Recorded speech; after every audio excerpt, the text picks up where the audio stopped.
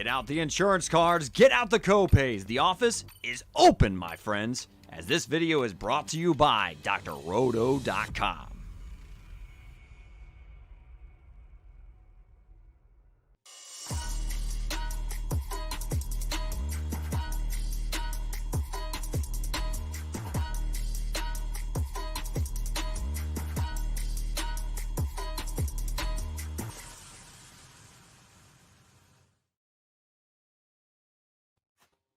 Hey guys, this is the Fantasy Debate with Sam and Tate, brought to you by drroto.com. Get your daily prescription of fantasy sports. I am Sam Holt, joined as always by my wonderful co-host, Derek Tate. Tate, how the hell are you right now? I'm excited to talk all these fun draft strategies. Suited and booted today. Suited and booted. I love it. The Newsnet headquarters in Cadillac, Michigan. Your Newsnet sportscaster. But all right, let's do this thing. Your lighting looks better than mine right now. I'm kind of jealous. I don't know about that, but sure. But we are going to be talking to you guys today about different draft strategies. So I took a strategy, Tate took one, and we are bringing to the table our findings, and then we're going to either shoot each other's ideas down or be excited by the results we each got. So Tate is going to be taking the 0 RB strategy, and I went and double stacked my running backs. Tate, how did you enjoy your research on this? 0 running back is not for the faint of heart. Let me go ahead and tell you, not spending any of your first 5 picks, which is where I drew the line. Like some would say 0 running back is not using one of your first 3 picks. I went ahead and stretched it out all the way to 5 to see what I could find. But yeah, it's hard to watch all the running backs come off the board, and then you're doing your best to throw darts at the very end of a draft. It's not for the faint of heart, but I still think that there's success to be found with this approach. I'm definitely excited to see your findings, because I am someone that is not as brave as to go 0 RB, but I'm hoping maybe you can sway me into trying it into one of my upcoming drafts, because yes, I did say yes to 3 more drafts. Does that take my total number of leagues this year to 11? Maybe, but that's my own personal problem, not everyone else's. So whoops, it happened. So I'll kick it off and start with my double stacked running back. And so this strategy was, no matter what, I was going to go back-to-back running back with my first and second pick. A couple drafts, I went ahead, depending on the spot I drafted from, and did a 3rd running back. And then others, I went wide receiver. The majority of these, I did not take a quarterback until at least the 5th round. So I was doing this all just based on a standard PPR ranking system. I was not doing this as a super flex. Okay. But of course, being the person that I am, in my last 3 picks, I picked up a quarterback in most of these leagues just to see who I could get as backup, because I like to have that security. I'm not the kind of person that will just stream off the waiver wire, even in a 12 team, just because, I've had past issues with running out on quarterbacks. And so I like to have that security. Anyways, I will start off with quarterbacks. And so in these drafts, I went and I did draft from the number 1 spot, the 4 spot, the 8, and the 12. And I did a couple on the 6 and the 7 as well, just because I tend to get landed with these middle draft positions. I don't really like them. The middle is my least favorite. And my results definitely showed that. So I'll start off obviously with the first spot. I ended up going Christian McCaffrey and Clyde Edwards-Helaire with my 2nd running back. And I like that stack a lot. But again, this was drafting from the first position, and I did not like my remaining depth at running back the rest of my draft, because I liked the 3rd pick. I took Justin Jefferson, so it was CMC, CEH, Justin Jefferson, a lot of great initials in those first 3 picks, which is super fun. And then DJ Moore, just adding to the initials, which I thought was hilarious. Deontay Johnson. And then my 6th pick was Travis Etienne, which I do like his value there at 6. Okay. I feel like that's a good spot to get him. But what I didn't like was that after that, my next running back I didn't take was until the 10th round, and that was Devin Singletary. And I'm just a little bit nervous based on, I know that Christian McCaffrey is healthy, but I feel like I would like a higher running back to feel a bit safer with, knowing I have him, just based on the injury history. Is that crazy? I don't know if it's crazy. Just the inefficiency of Singletary last year was disappointing. Like he was a He's a good post-hype buy this year because Yeah. last year he was such a disappointment. So I feel you though for having your hesitations. Yeah. Those were my qualms. My running backs outside of him were also Philip Lindsay, which wasn't until the 14th spot. So that was really late, which I thought was actually really good for him. Very, very good late value. We don't really know what the Texans are going to look like this year. I don't think the Texans know what they're going to look like this year. That's So their analysis right there. That's the take. we don't know. They don't know. No one knows. Someone will figure it out. And Phil Lindsay is still a talented back. So hopefully he gets some work and he is able to be used in the passing game. He does have that skill set. So at least he has the raised floor there. But overall, I was kind of like, meh. I always love getting Christian McCaffrey at the number 1 spot, and he is my number 1 off the board in a PPR format. I don't know if that's different for you. At number 1, who would you have gone with?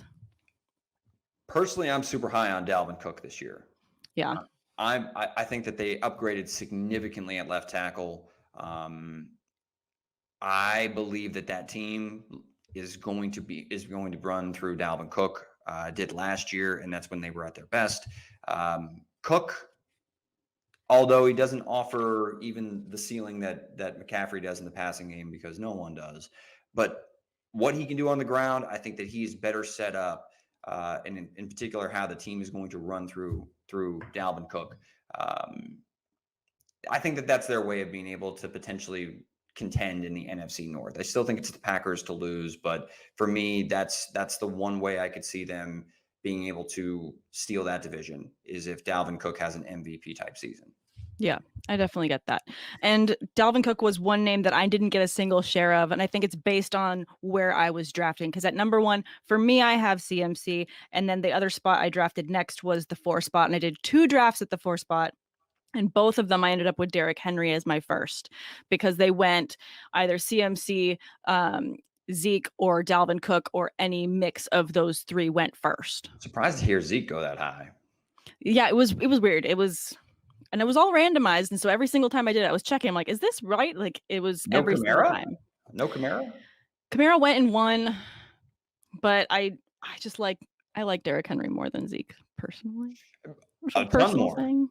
A lot more. He's my favorite. Yeah. I love the way he runs. I'm not about Zeke this year. Yeah. I mean, I think he'll have a better year than he did last year. But I mean, that's just high to take Zeke over any of the people you just named. Yeah, I feel like Zeke safely fits between the 5th and 8th spot for me, but I don't see him as a top 4 guy. Mm-hmm. The other ones I see a little bit higher. Correct. But yeah, in both of the times I took at the 4 spot, I got Derrick Henry and Joe Mixon in both. I love Derrick Henry. I don't love Joe Mixon. So this was a very tough spot for me, because it was based on, obviously, the floor that you get with him. You get Joe Burrow back this year. It's like, am I crazy for feeling like I'm done waiting for Joe Mixon to be what he's supposed to be? Because he hasn't been fully what I think everyone wants. And I'm underwhelmed. Year after year, I feel underwhelmed. You should feel underwhelmed. I mean, when is what he's done is he's teased you with his talent, right? He's like dangled the carrot enough to let you know that, hey, this guy has all the physical tools to be a top 5 fantasy back. I mean, and I believe everybody expects Joe Burrow to take a step forward, even though there are a lot of red flags and a lot of concerns. Hey, they passed on Penei Sewell to go ahead and add another wide receiver. Like, hey, you should protect your guy. Like, he just, tore up his knee. Like, anyway. Maybe protect him. Yes. So there are concerns about this offense, in particular, that unit up front being any better or more consistent, which also affects Joe Mixon directly. But Mixon's talent's there. If Burrow is able to make the best and make this an above average offense, then Joe Mixon will be the beneficiary of that if he can stay healthy. There's just a lot of ifs with Joe Mixon. So I understand why anybody's hesitant to invest second round capital in him. Yeah, I think obviously not everyone, but I personally like to give the advice if someone says, how should I be drafting this year? I think it's very much a let the draft fall to you and make sure you're always taking the best available to round out your team, just as a blanket statement. But if you are trying to employ this double running back stack and you see someone there that you're not in love with, I would maybe pivot, just because you don't want to be hesitant about the league, this team that you just drafted going into the season. So it's like, I think it's good to have a plan. It's good to try and stick to your plan. But if things go awry, be okay with pivoting. I think that's important. It's a good friend's quote. Pivot. Pivot. Be ready to pivot. Be ready to pivot. In both of those, the backup running backs that I ended up with, one of them, I ended up with Michael Carter in the 8th round, which I was pretty happy with to get a potentially number 1 running back on an offense. That late I thought was good value. Then I ended up with Jamal Williams. And then in the other one, I had Travis Etienne at the 7th round, which I thought was good value as well. And then James Conner extremely late. I think James Conner falling as far as he is. Does he have injury issues? Yes. I still think it's going to be a high-powered offense in Arizona, and he could see a good bump because he is a good pass-catching running back as well. It's hard to know how that backfield is going to shake out, which is why they're good buys, right? I mean, it's a good late round value buy. Correct. Yeah. And that's what my lineup is filled with, by the way. Oh, yeah. Because you're going 0 RB, you have nothing but value and upside. All I'm going to have to do is give everybody my best upside pitch on all of these running backs and why they could win their respective backfields. And but you talk about that wide range of outcomes for like a player like Joe Mixon, for example. Yeah. Do we really know what we can take to the bank when it comes to his production? And you're still investing that high draft capital. Which is where like my findings is as much as you do have like kind of like a gaping hole at running back, or you're like, it's a strength in numbers approach by just drafting a ton of them, like 7 in a row to finish your draft, which one year I did do that. It worked out. It was Alvin Kamara and Kareem Hunt's rookie year. But just saying, you get a lot of other things shored up, and you don't have that wide range of outcomes. You actually have safer investments earlier in the draft. Yeah, I agree with that.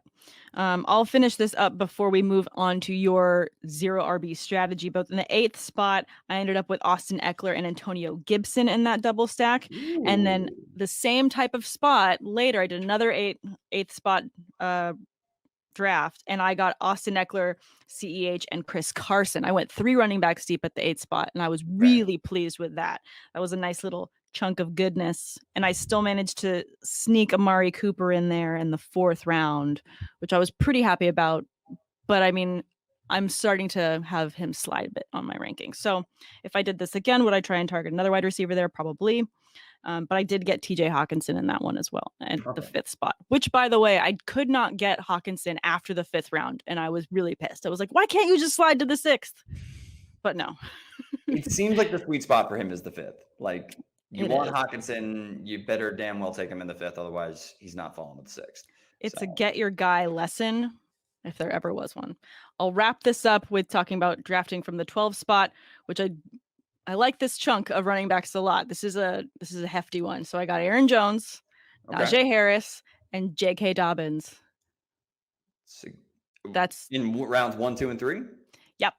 Ooh, okay. I think that's a good looking, tasty lockup of running backs. And then later I did still end up with Michael Carter and Zach Moss as late round running backs.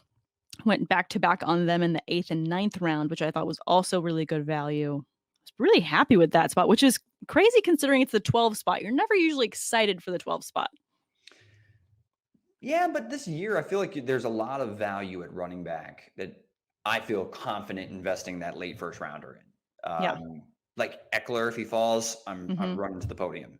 Absolutely. Aaron Jones, last time I checked, Aaron Rodgers, looks like he's going to play. Aaron. We got the combo back. We have so much to be happy about. It's back, baby. It's back. So yeah, Aaron Jones. I mean, I don't think Nick Chubb is going to fall that far in many drafts, but Chubb could.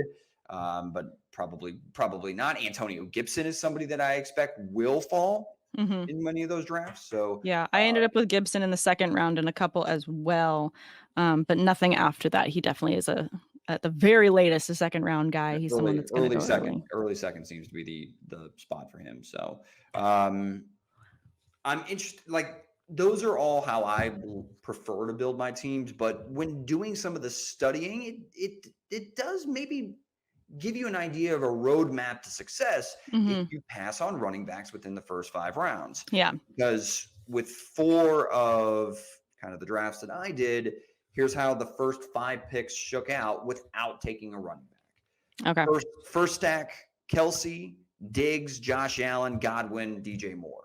Ooh, okay. That's a lot of yards.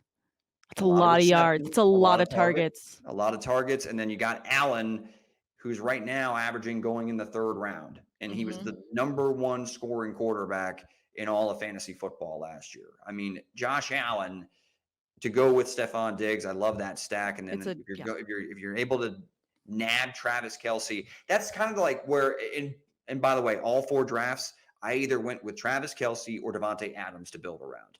Okay. I don't see the value if you're like having to go with Stephon Diggs as your first round pick. Not that there's anything wrong with Stephon Diggs, Tyreek Hill. I'm not as excited about those guys. I'd rather go with either Kelce or Devontae to build your team around. You feel like they have the steadier floor overall? 100%. Okay. I think that both of them are the cream of the crop of their position based on that they are the top target for each of the respective MVP caliber quarterbacks. Yeah.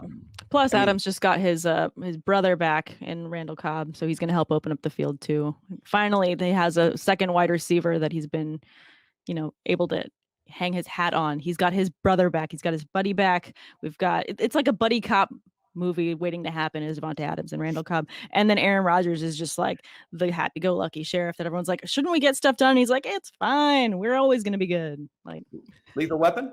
Are we talking a little Lethal Weapon, buddy? I think we might be. I got you. Riggs. Anyway, so that was Kelce, though, in one of them. Okay. Another one, Devontae Adams. So I actually paired Devontae Adams with D-Hop, going 1-2. Kittle in the 3rd round. Okay. Kittle, Waller seems to be going like late 2nd, early 3rd in a lot of the drafts that I did. So Waller or Kittle in the 3rd, I'm happy with because again, I believe that they give you that positional advantage. I know you're lower on Kelce or Kittle than I am, but Kittle in the 3rd, Kyler in the 4th, which I think that Kyler has that potential to boom, and he's got an outside chance at finishing like the year as like the top fantasy player, like a league winner type of talent. And we even saw him get off to that fast start. So Kyler in the 4th, and then Tyler Lockett in the 5th. I mean, another wide receiver that's probably going to finish inside the top 15. Going to get you some big weeks. Yep.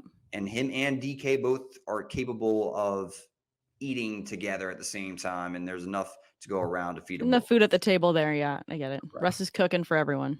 So, I mean, those 2 stacks even alone, I'm happy with either of those through the first 5 rounds. So who is your running back then? But now it gets interesting.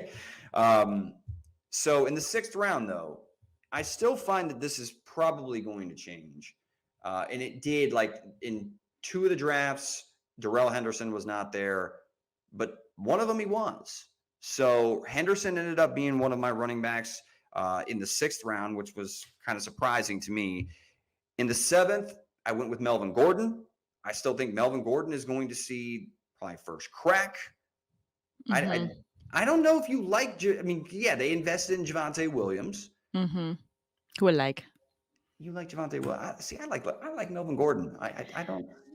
I personally don't. I think the hate's gone a little far with Melvin Gordon. But it's nothing personal to him. I just think that he's. The credits are going to roll soon. We saw the twist ending. It's just, we're trying to just wrap it up, grab your bag before the credits roll so you can get to the parking lot. That's kind of how I feel about Melvin Gordon. # analysis. Well, then maybe I made up for it with the 8th round pick in Trey Sermon. Okay, I like that. From the San Francisco 49ers, yeah. So, I mean, hell, I even thought about taking Sermon instead of Melvin Gordon, which you probably would have liked that a little bit more. And then followed that up with Rojo. Okay. I mean, the Tampa Bay Buccaneers is going to be a 50-50 split in the backfield. So I'm okay with a team that I expect to finish in the top 5 in total scoring, going ahead and rolling with Rojo, and then bringing up in round 10. I already mentioned this in our running back episode, Gus Edwards. A running back that's going to see a ton of volume as far as on the ground. And in an offense that is predicated on running the football, leading the National Football League in total rushing, I believe that the last 2 years, if I'm not mistaken, maybe somebody else in them last year, but drawing a blank on it. But regardless, there's enough carries to go around for both J.K. Dobbins and Gus Edwards to have value, except Edwards is going significantly later in fantasy drafts. So and has a healthy number of carries. So what I love about what I'm trying to see the love on, I'm going to say I'm trying to, because it's still really hard for me to even pull the trigger on going 0 RB with my first pick. Like, to me, 0 RB is not drafting running back till the second round. It's really hard to do it. So it's definitely a fun strategy to try. But with those receivers and with those tight ends that you're immediately getting in those first 5 rounds, the number of sheer volume targets that those guys are getting, it's really going to help that floor overall for your point total by the end of the season as a team in a PPR format, that I can see the value in doing that to stack that volume and those points with those players while rounding out with these, big upside running backs. I'm getting it. I'm trying to find the love. I understand you're trying to find the love, and it's not gonna hit with everybody. Again, it's not for the faint of heart.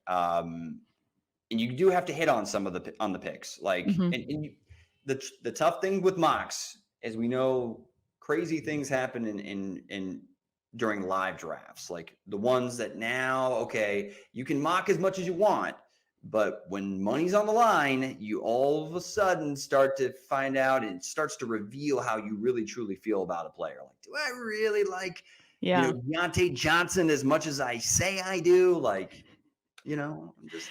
Am I sticking with my original plan? Am I dishing it out? Can I take it? Is this even? I mean, there's definitely a tough balance between all of these guys. I mean, I know that in the 6th spot in one draft, I had, Eckler and Mixon. I told you I wasn't happy about Mixon, but I had Kyler in the 3rd and Godwin in the 4th. And I was really happy with that. Okay. I mean, I just liked that volume there. Travis Etienne, and then I had Claypool after that. So I did get my one share of a Steeler. Didn't happen very often because I don't try and be too biased. But, especially just in mock drafts, like if it's my team, I'm going to take as many Steelers as I can. They never fall to me. It's like everyone I draft with knows Sam's trying to get the Steelers and they take them away. It's not fair. So I feel attacked. I sense it from you. So it's all right. Relax. No one's attacking you. I'm not attacking you today. Okay, so I do. I'm in attack mode, but I'm like, how can I attack you with, my number one running back being Darrell Henderson? Like, you can't. You can't. So okay, so you did multiple mocks with the 0 RB strategy. Did you have a favorite team by the end?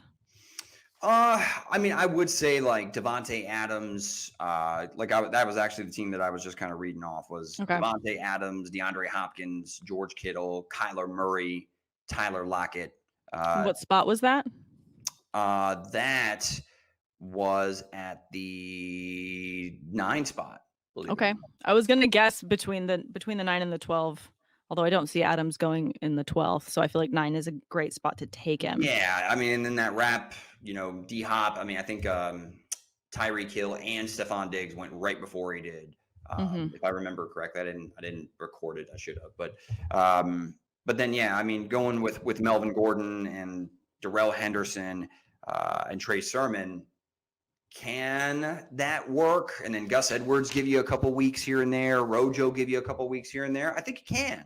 I think that's a steady floor. Like that's like I'm not like there's no glitter around it, but it'll get the job done for the positions and give you the even numbers that you need that week. Are you going to win the position week in and week out? Probably not, but you're going to have a healthy floor and your receivers and tight ends are going to just go off. So, well, what I wanted to do was I wanted to blend some of the running backs that I was getting with like that, like you mentioned, that floor, but someone like Trey Sermon has that upside. He has a boom. He could boom. He has that boom potential, in particular, but to kind of counteract it, you got a guy like Gus Edwards that's not really all that exciting, but, you can rely on to at least give you some points to go ahead and complement what you expect are probably high performers, if not number one overall at their respective positions at wide receiver, quarterback, and tight end. Yeah. Yeah, I get that. All right, I have a would you rather just really quickly because right. it's a would you rather because I draw a blank when it comes to these two players in terms of how I feel their potential is this season. And they're going right back and forth in the fourth round. And that's Miles Sanders and Myles Gaskin. It's the Miles duo. And I don't really know which one I would rather have sitting at that spot if I'm trying to load up on a running back and I'm staring down the barrel at both of these guys. Who The would you answer rather? should be Miles Sanders. That should be the answer. It should be the answer. I'm going to go with Miles Sanders. I mean, as much as I do like Myles Gaskin as like a nice, not so expensive buy at running back. He didn't quite qualify for, the zero running back strategy that I was trying to implement. But No, in the fourth, he wouldn't have sat there. That's why I had to throw this one at you, just because you were going past these guys.